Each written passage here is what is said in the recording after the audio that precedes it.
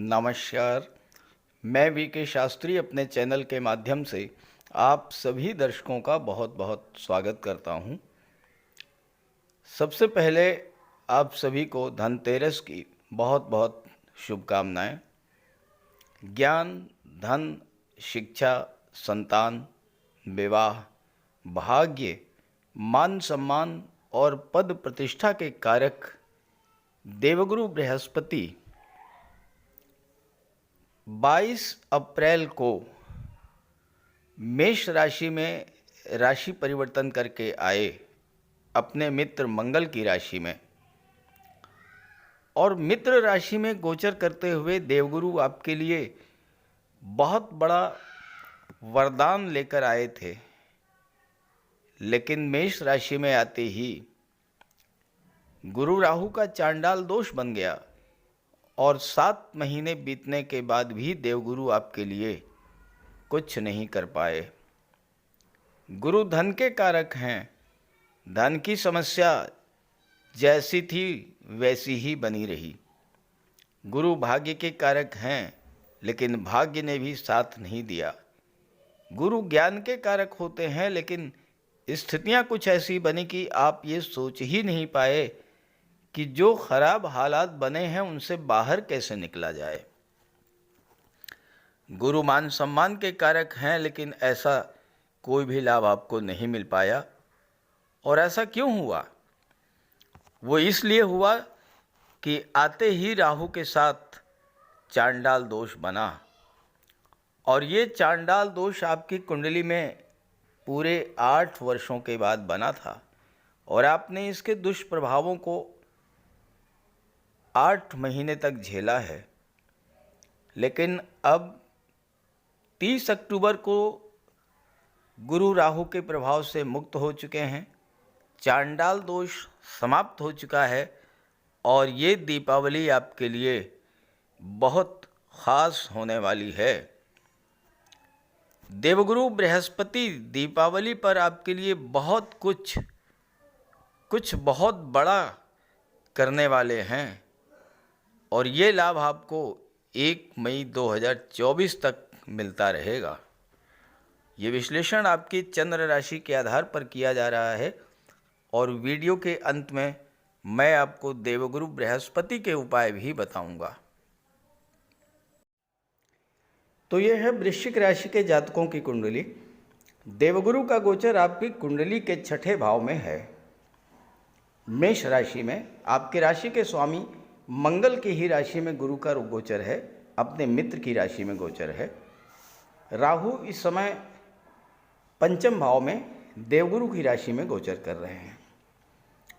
22 अप्रैल को जब देवगुरु ने राशि परिवर्तन किया और 6ठे भाव में आए, तो यहाँ देवगुरु आए थे आपको कर्ज से मुक्ति दिलाने के लिए।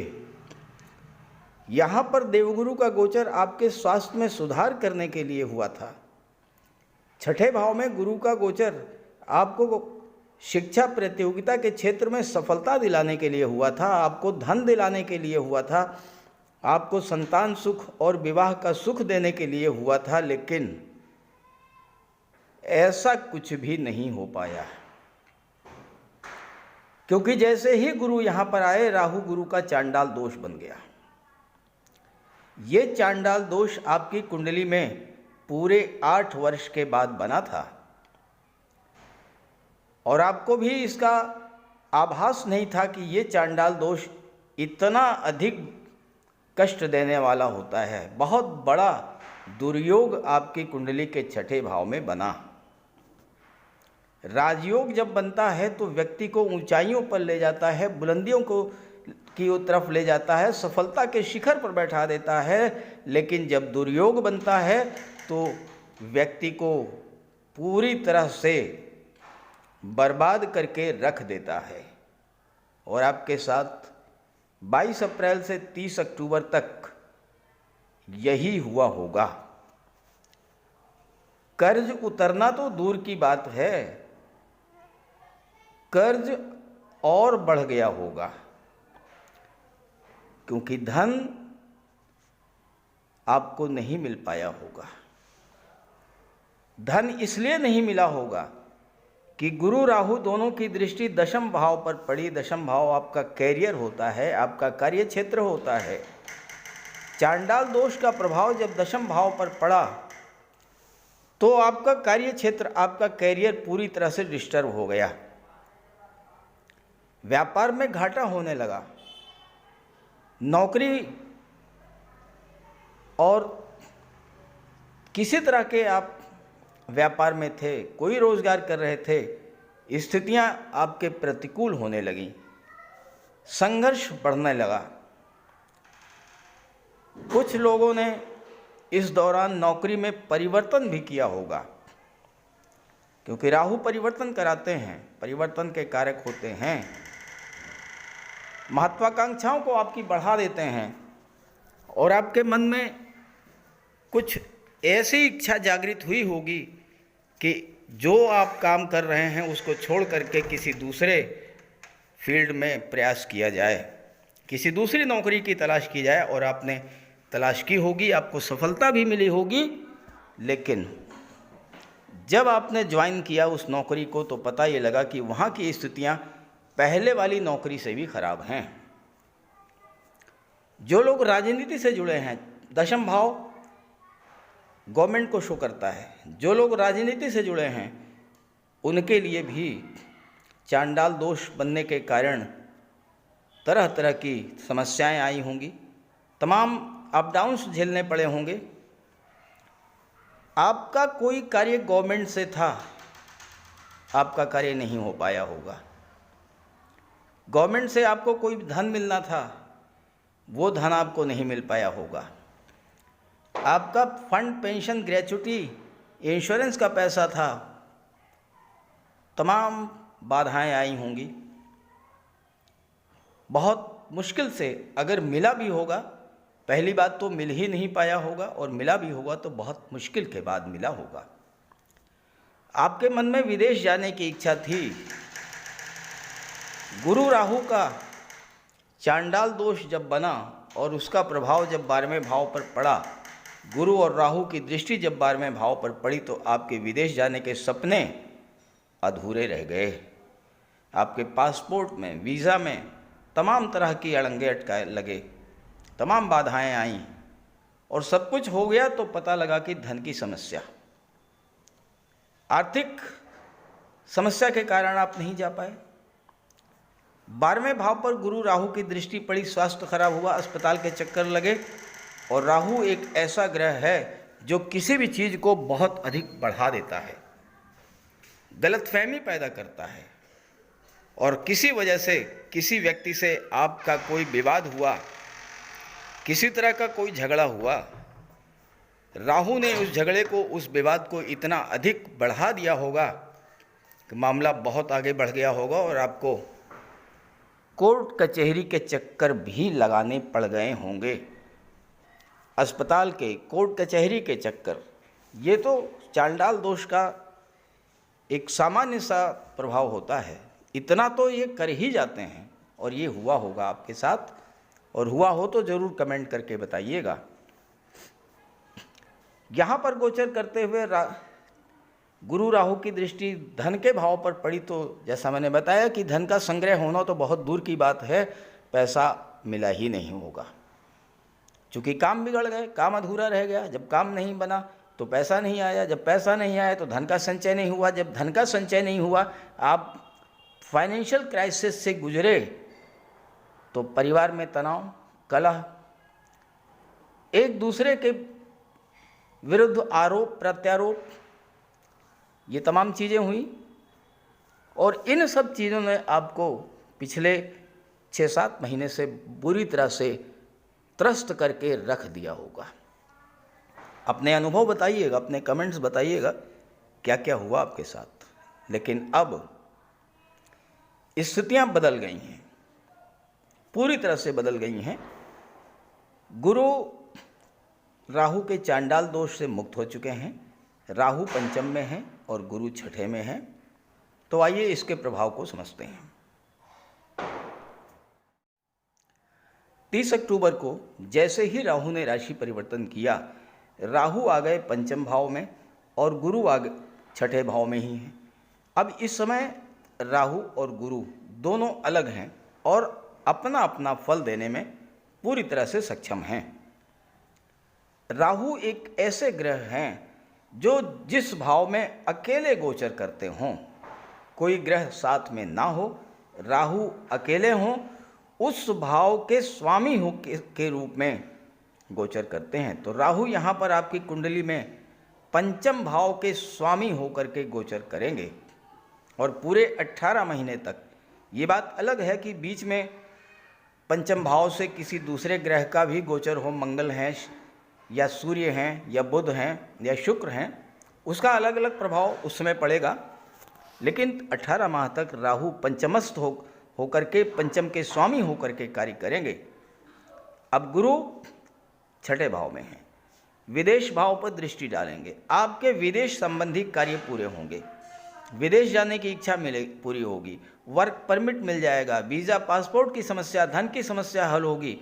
राहु की दृष्टि लाभ के भाव पर पड़ेगी अब।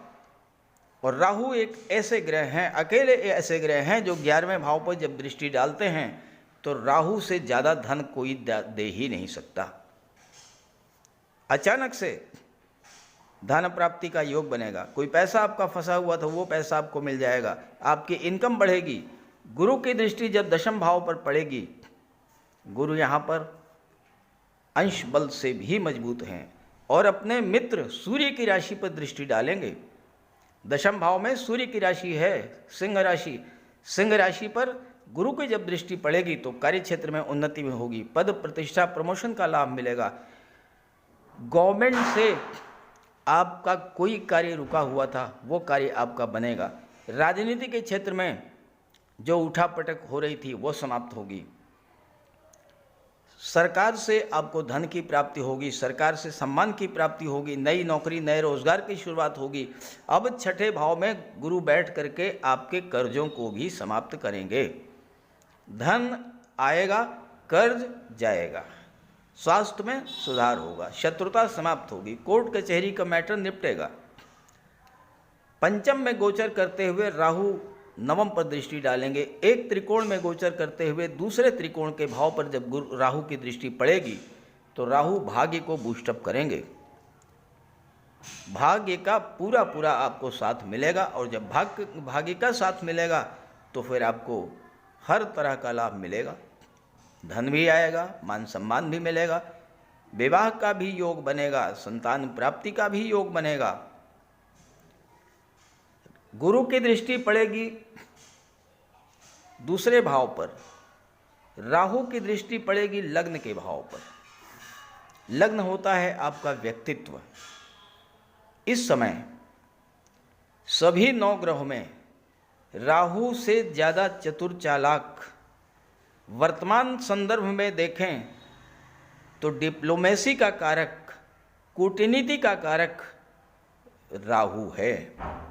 और आपके व्यक्तित्व में राहु की दृष्टि पड़ने से एक बहुत बड़ा परिवर्तन होगा। आप एन केन प्रकारेण आपकी जो भी इच्छा होगी, आपकी जो भी महत्वाकांक्षा होगी, वह इच्छा आप जरूर पूरा कर लेंगे। और गुरु का चांडाल दोष से मुक्त होना एक ऐसे समय पर हुआ है जब दीपावली का पर्व मात्र 2 दिन रह गया है। और इस समय गुरु आपके लिए कुछ न कुछ जरूर लेकर के आएंगे। आपकी कुंडली में शनि गोचर कर रहे हैं चौथे भाव में। यहाँ पर शनि शश राजयोग बना रहे हैं।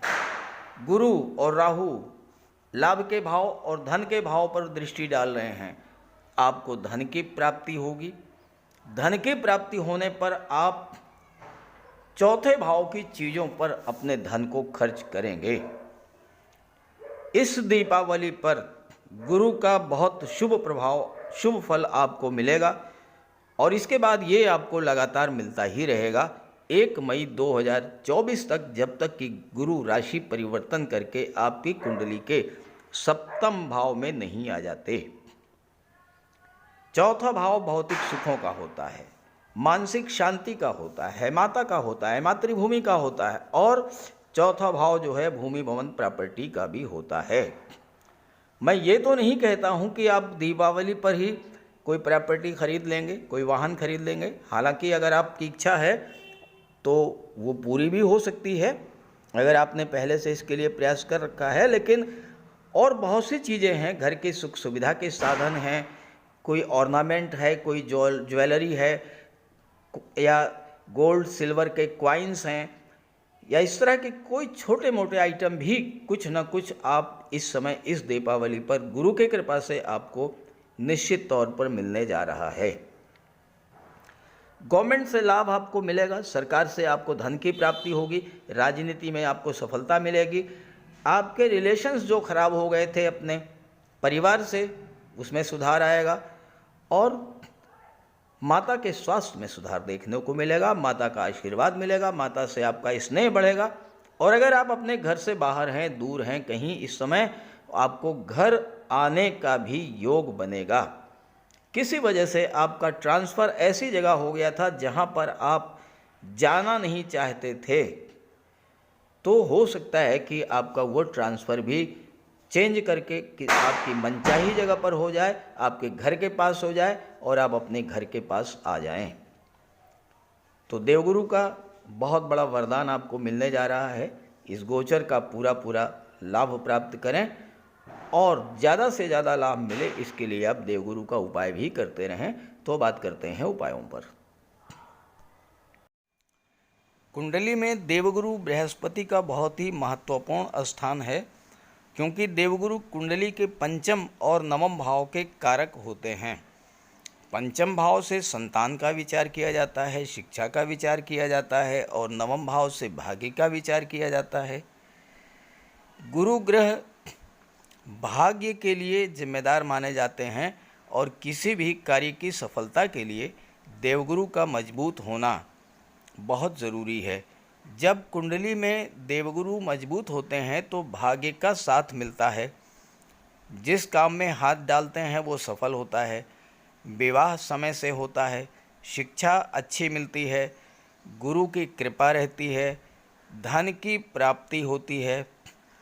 तो देवगुरु के लिए कुछ उपाय बताने जा रहा हूँ, उपाय ज़रूर कीजिएगा। अगर आपकी जन्म कुंडली में गुरु कमज़ोर स्थिति में है तो आपको गुरुवार का व्रत करना चाहिए। स्नान करते समय जल में आधा चम्मच हल्दी डालकर स्नान करें। स्नान के बाद पीले रंग के वस्त्र धारण करें और साथ ही साथ केसर या हल्दी का तिलक लगाएं। और गुरुवार के दिन भगवान विष्णु की उपासना करें।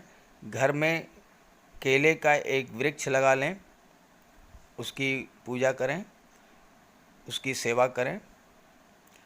भोजन में चने के बेसन, चीनी और घी से बने लड्डू का सेवन करें और अपनी क्षमता के अनुसार पीले वस्त्र, हल्दी, शहद, धार्मिक पुस्तकें, इन सब का दान कर सकते हैं।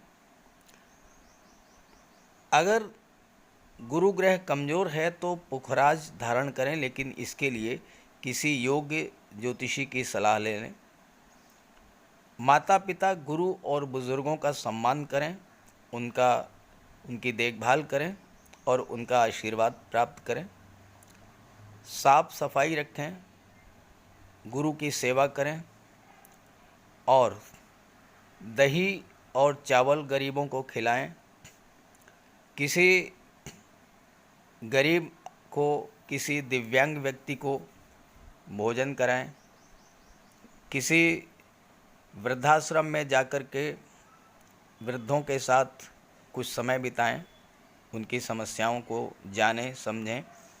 कोई ज़रूरी नहीं है कि आप धन से ही सहायता करें, तन और मन से भी आप मदद कर सकते हैं दूसरों की, और ऐसा करने से देवगुरु अत्यंत प्रसन्न होते हैं। और जब देवगुरु बलवान होंगे तो आपको पूरा लाभ मिलेंगे। तो ये उपाय करके देखिएगा, लाभ होगा। कमेंट करके बताइएगा ताकि आपके साथियों को भी इसका लाभ मिल सके। नमस्कार।